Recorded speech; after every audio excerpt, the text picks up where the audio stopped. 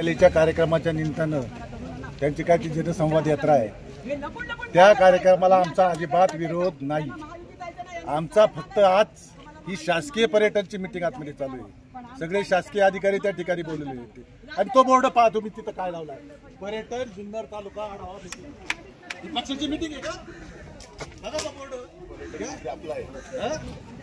काय मीटिंग आहे आणि ते सांगतायत पक्षाचा मेळावा आहे, आमदार सांगतोय।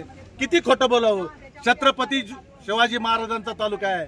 छत्रपती शिवाजी महाराज गनिमी कावाने लढले, पण ते जनतेसाठी लढले। हे जनतेसाठी गाडायला निघालेले आहेत पालकमंत्री आणि ही फक्त त्यांनी राष्ट्रवादीच्या कार्यकर्त्यांची या ठिकाणी पक्षाच्या नावाखाली आढावा मीटिंग।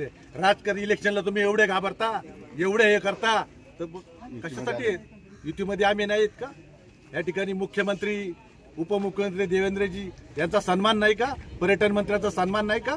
फक्त हेच मग सगळं सर्वस्यांना दिले का?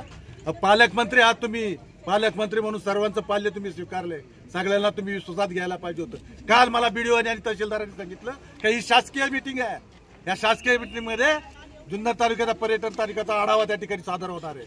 त्या ठिकाणी आम्ही तिथं दाखवणार आहेत। मग जर त्या पर्यटनामध्ये आम्हाला काही सुचवायचं असेल तर आमचा अधिकार नाही का तो?